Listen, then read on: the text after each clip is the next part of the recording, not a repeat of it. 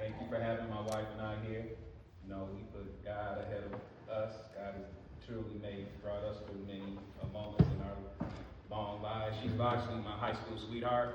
So she has the distinction of actually being my girlfriend when I joined the Marines. Although I didn't tell her or my mother till after I was sworn in and joined. And I can tell you I'm still paying for that. So my name's Brian Love. I'm the director of the Michigan Veteran Affairs Agency. I was appointed by Governor Whitmer about a year and a half ago, and my job is running your state agency that's focused on being the central agency for veterans across the state of Michigan. There's over 516,000 veterans who have served and reside within the state of Michigan. And so we're working very hard to make sure they all get connected to their earned benefits with the VA, as well as benefits they have coming from the state of Michigan. I'd also like to introduce my wife, Lonita Love, who's not just here representing keeping me out of trouble and keeping me together, but she's also the junior vice president of the Michigan Marine Corps League Auxiliary for the state of Michigan. And so we're here jointly, not just as husband and wife, but as those who support our veterans. I'm myself a Marine Corps veteran, and like I said, if it wasn't for her and my mother, I wouldn't be here today. And so we recognize veterans struggle with transition day in, day out. I struggle with transition day in, day out as somebody who served in the Marines from 86 to 90. But I also come from a long line of Marines. Well, actually, we do. And so her uncle, Dialis Allen Sr., was a Montford Point Marine. He served as a Marine during World War II when African Americans were first allowed to join the Marines. And Marines have been in my family ever since, from Korea, Vietnam, all the way to today. Speaking of Vietnam, which is why we're here today, my father is a Marine vet who served in Vietnam. His older brother is a Marine vet who served in Vietnam, and my mother's baby brother, he served during the Vietnam War, but did not deploy overseas. For me, and for most of us who served in the military, our Vietnam War veterans are special.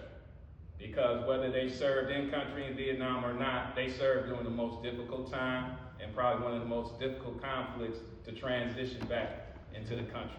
I can say that because I watched my father struggle. My father and both my uncles struggled with transition. And today they still struggle with transition to this very day. And so for me, it's my honor and privilege whenever I get an opportunity to welcome home one of our Vietnam vets. As a nation, we didn't do that. I'm always honoring veterans who served during the Vietnam War who weren't properly welcomed home. And I can tell you, it doesn't just affect that veteran, it affects their family and it affects their children. So me, myself, I've never learned from my father and my uncles what they experienced during the Marines. I actually learned from my mother because my mother was there for all their first phone calls. Any Marines here? Any Marine vets? I know, that's why we few and proud. How many veterans do we have here?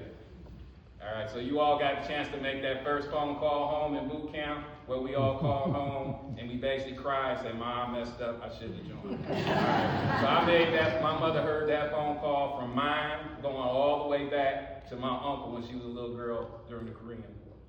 And so, but we welcomed every veteran who served during every conflict properly but the Vietnam War. My father, to this day, I've never been able to pin him his service pin because he still struggles with transition. So any opportunity I get a chance to pin a Vietnam War veteran is literally me having an opportunity to say thank you to my father and welcome him home, but I'll never get that opportunity. So today, I am here. Can I get a show of hands? If you served in the United States military from 1962 to 1975, please raise your hand. Oh, outstanding. Can you come up here, please? Come join me and my wife up here.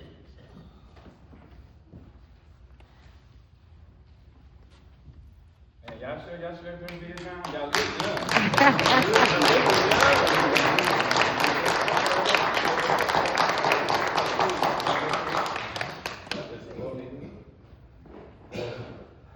And so, this is my opportunity, and to the pastor's point, I'm going to be very brief. So, one of the things I've learned for our veterans, particularly our Vietnam veterans, you play and get short and straight to the point. I know that because I've done done this like 200 times. So, for me, what we do is, earlier I talked about service pins. And so what we have, what we call our service pins, whenever you come back from deployment, you get a service pin. We didn't do a good job of that when our Vietnam War era veterans came back. And so I've been pinning veterans across the state of Michigan for the last year and a half, and it's the best job I've ever had. Amen. So I want to thank you two for coming up here. And if it's all right with you, I want to not just pin you, but I want to welcome you home. I got the permission.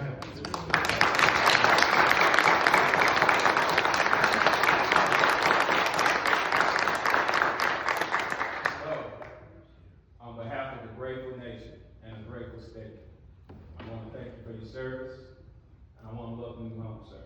Thank you. Amen.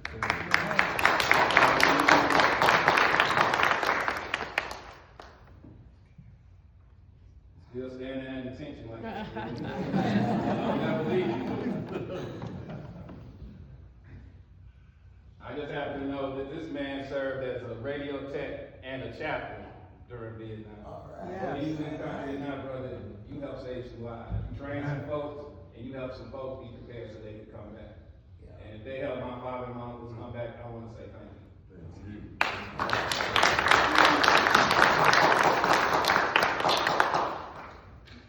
On behalf of the grateful nation and the grateful state, I want to thank you for your service, and I want to welcome you home, sir.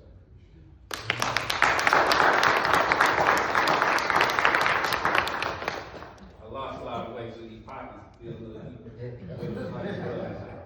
Yeah, I know you don't want to get that left.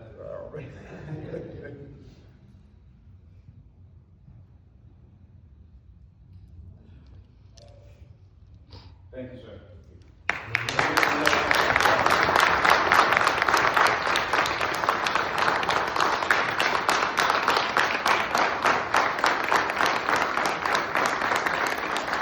And I'll just end with this. Whether you served in